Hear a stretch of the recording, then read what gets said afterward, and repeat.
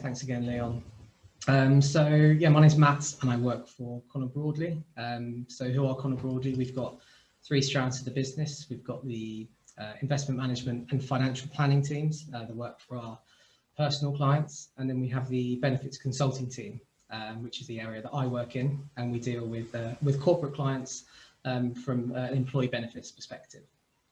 So today I'm just going to be talking about balancing the wellbeing pillars, so the sort of things that we're seeing in the employee benefits and employee wellness space at the moment. So what do we do in the benefits consulting team? So essentially we're there to help implement, manage and maintain employee benefit strategies for clients and for corporates, kind of just bringing our knowledge and our expertise to kind of help companies implement an effective strategy that's also bespoke to them and meets the needs of kind of the individuals who work for each company. We mainly focus on the creative space, so we've got clients in the advertising industry, and we've got clients in the creative industry, so creative agencies, as well as of course having gaming clients as well, so gaming studios within our books. So what's employee wellbeing and why is it so important? So I think everyone's probably seen various stats over the years telling us just how important employee wellbeing is. So I just wanted to pick up on three kind of important stats from a study that was released last year. So the first one would be around working days lost. So there's an average of around 38 days lost per employee to physical and mental health issues and presenteeism, and that was just in 2019. So presenteeism is where employees are kind of present at work or present at their virtual work, but not actually performing to their full capability. Secondly, looking at unhealthier lifestyle choices, so the correlation between stress and anxiety leading to unhealthier lifestyle choices such as smoking, binge drinking and poor diet as well.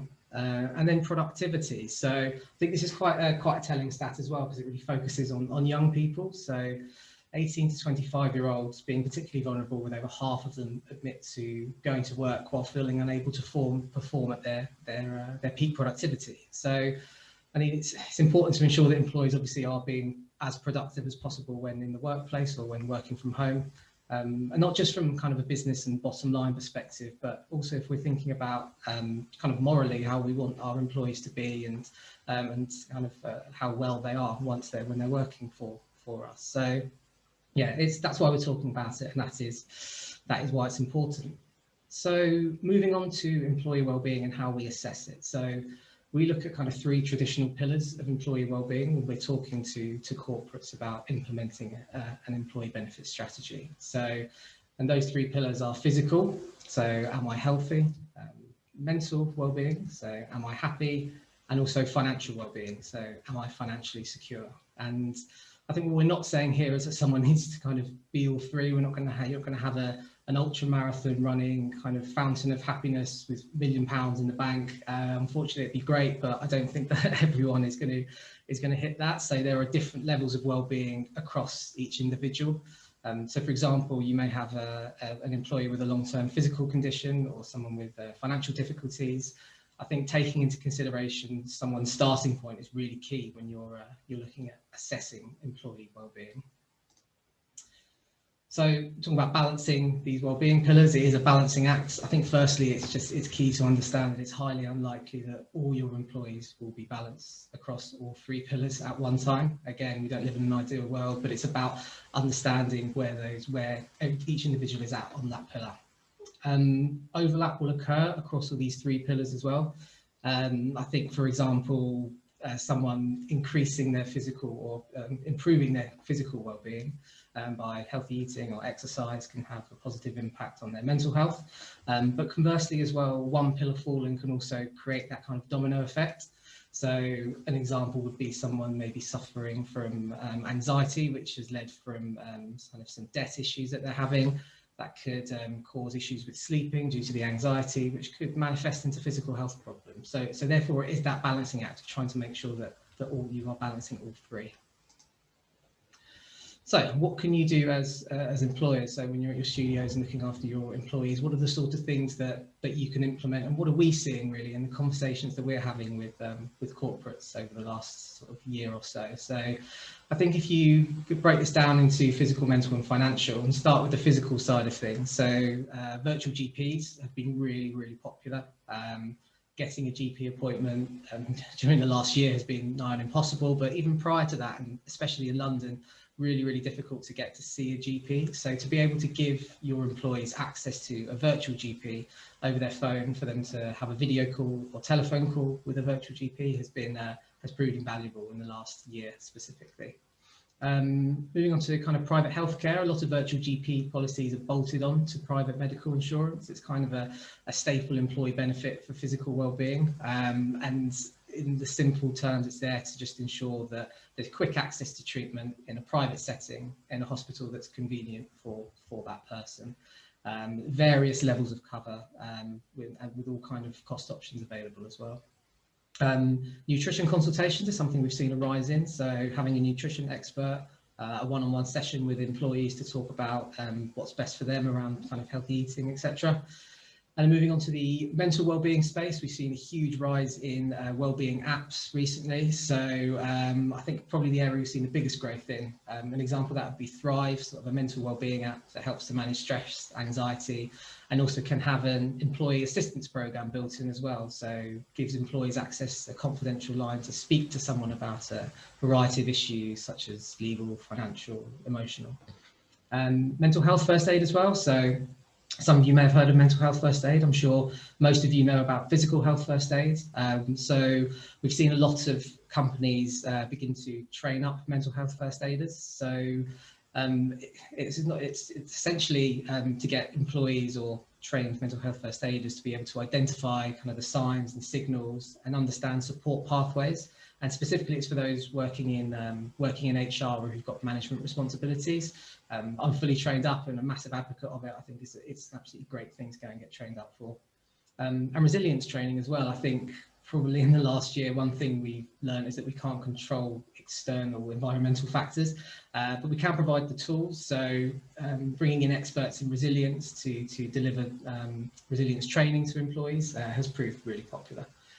And finally, the financial pillar, I think workplace savings I've put on there, and the most obvious of that is pensions. Pensions are key, and I think I could spend another longer than 15 minutes talking about engaging people in their pensions and making sure that they're saving as early as possible. But also things like workplace ISAs and just engaging people with saving as early as possible. Financial education as well. So having a financial expert discussing a specific topic that is relevant to your people. So it could be looking at I'm looking to buy a first house, so we look at saving for a first home. Could be preparing for retirement. Could be anything in between, managing debt.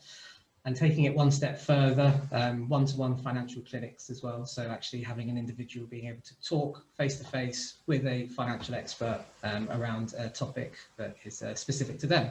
So that's also been really popular. So there's so many things you can pick up on across all these three pillars, but those are just some I've picked out. I think underpinning all of that is communication. So communication is key, and you can, with the best will in the world, implement all of these great benefits for employees. But if the communication isn't there, unfortunately, it's just not going to hit, or it's not going to be delivered effectively. The best way to sort of counter this is just to make sure that there's someone in the business who's responsible for managing these, like refreshing the benefits, driving engagement across the business as well, whether that be someone external, such as Connor Broadley as a benefits consultancy, or whether that's in-house. It's just making sure there's someone responsible there to really drive the great stuff that you're doing for employees. So I've spoken about three pillars, but what have we learned during lockdown? Well, I mean, I think we've learned a lot, but one of the key learnings we've had is that social well-being is so important. So whether that's kind of collaboration with teams on things like projects, or just kind of casual conversations in the kitchen or office, or maybe a pub after work, I think people have really struggled this year with the lack of social stimulation. So replicating this virtually has proved difficult, especially when you've got things like Zoom fatigue and you're having Zoom events. I think it's been a battle that a lot of companies are kind of working with at the moment. But there are things that can be done. So virtual challenges, for example, so things like steps challenge or exercise challenges, or any challenge really that you can do virtually and create a competitive nature within the business. Prioritizing team social. So I think this is really important, and it's talking around actually allocating time where available or where possible within the working week to actually have a team social. I think that just shows employees that you're kind of prioritizing the social pillar of wellbeing. Wellbeing check-ins as well, so identifying an individual or individuals, depending on the size of the company, to go through and actually just pick up with each individual on a more relaxed basis, just to make sure that everyone is kind of considered and that everyone's social well-being is considered as well. I think there's other things like summer hours. I mean, they may seem counterproductive sort of at face value, but the opportunity to show employees that you as a studio really understand the need for work-life balance, and you're considerate as well of socialization, not just inside work but outside of work as well. I think that's a really key point. So in summary, I think to have a successful benefit strategy, you need to cover off these 4 pillars. So physical well-being, mental well-being, financial well-being, and as I've just mentioned, social well-being as well. And with social, whilst it's important that we consider it all during lockdown, actually it's making sure that it's still considered as we move out, hopefully move out of lockdown and into some more kind of normal working conditions.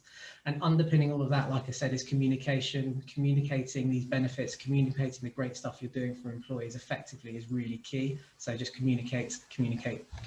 So thanks very much, and I'll pass back over to Leon.